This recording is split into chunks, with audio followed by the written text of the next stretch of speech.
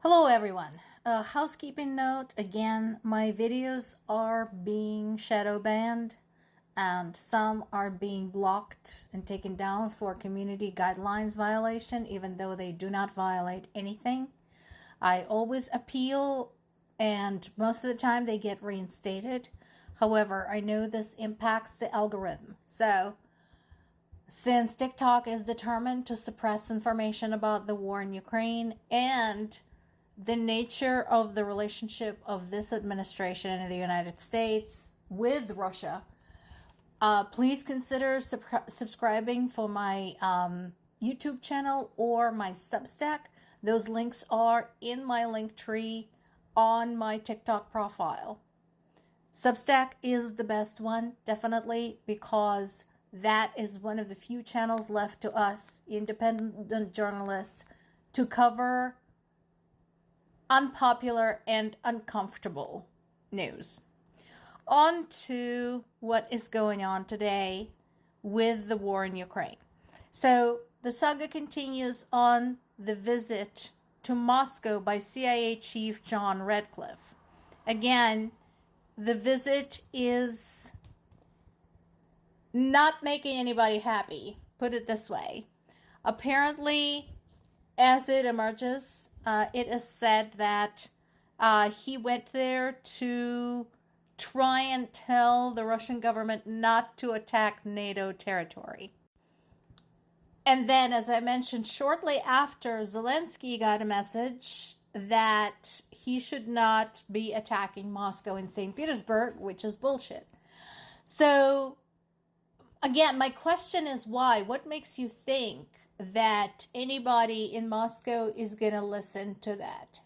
Especially considering President Trump's rhetoric regarding NATO, berating our NATO allies, spreading lies about them. What makes you think that Russia would be somehow convinced not to toe the line when it comes to NATO territory? Russia can see that US is a shitty ally and that NATO has been weakened by that.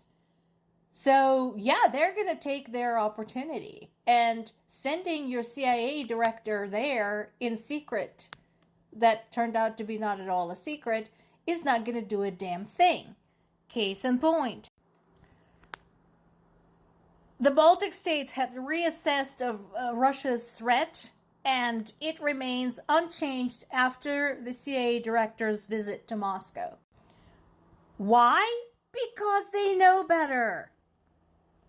Remember, the Baltic states used to be part of the Soviet Union. They were stuck with Russia for decades. And their history of being attacked by Russia goes back centuries. They just know better. And so this was completely useless and a complete waste of taxpayer money. This visit was completely pointless. The CIA director would be better served to visit Ukraine and swap some notes on intelligence and drone defenses. Meanwhile, massive attacks against Ukraine continue, primarily against civilian targets, in this particular case, again, against Ukraine's capital, Kyiv. And again, these attacks include a multitude of projectiles. This particular barrage lasted several hours. It started at 3 a.m. and continued for several hours and included drones, guided bombs, and missiles. In addition, the unoccupied portion of the Donetsk region remains on high alert because of Putin's decree to take control of Ukraine's Donetsk region by the end of this year. And so we understand that there will be a concentrated strike by Russia against the portion of the region that is still holding out, including the city of Kramatorsk. This article on the Kyiv Independent website today talks specifically about Kramatorsk. And basically what's happening to Kramatorsk is no different than what's happened to other cities and towns where they got stuck. So remember how long they were stuck at Mariupol. And so they basically destroyed like 90% of Mariupol before they were able to take it. This is the same thing that is happening in Kramatorsk and other towns that they're trying to take, like Konstantinivka, for example. They have been stuck there for years. They have been unable to take it. They keep reporting to Putin that they have taken complete control, and it keeps turning out not to be true. And that is pissing the Russians off. And so we know that they are going to try again and try to deliver a big concentrated offensive in that direction because of Putin's decree. Is anything going to change because Russia is having elections in September, the parliamentary election? Doubt it. Russia hasn't had a free and fair election in a quarter of a century. So I would not expect any earth-shattering news unless all of the economic issues that currently exist in Russia, particularly Putin's statement that he might raid private businesses for additional cash for the military, are going to piss off the oligarchs sufficiently that they do a 180 and basically buy the election to stack it against Putin and then make a concerted effort to remove him from power. Ukraine continues its assault on Russian oil industry, Russian military industrial complex, and the double-use facilities such as Wildberries and Ozone depots and warehouses. So there's been a long-range drone strike against a major warehouse in the Tambov region. That is like way out there. That's southeast of Moscow. And that particular warehouse has been burned to the ground.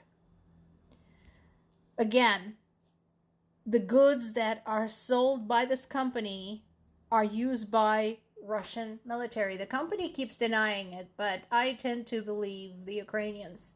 Because again, present me the proof. Show me the proof that, no, you're not trading with Russian military. And this is, again, the danger of the dual-use goods.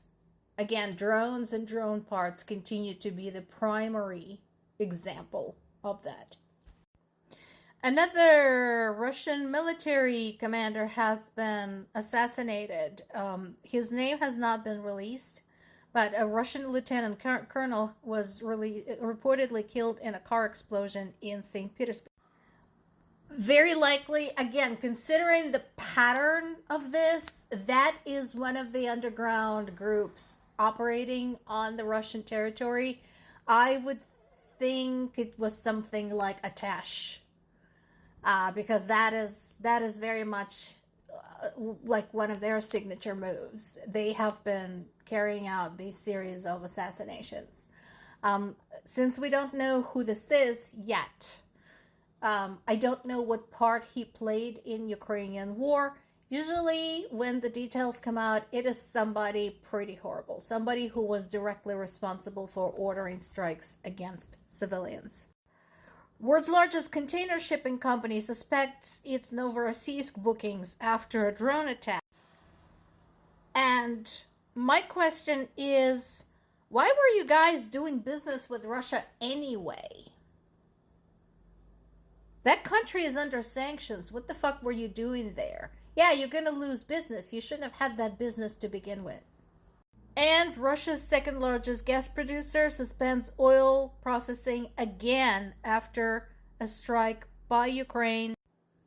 So we can predict more gas shortages in Russia as we go into the fall. More to come.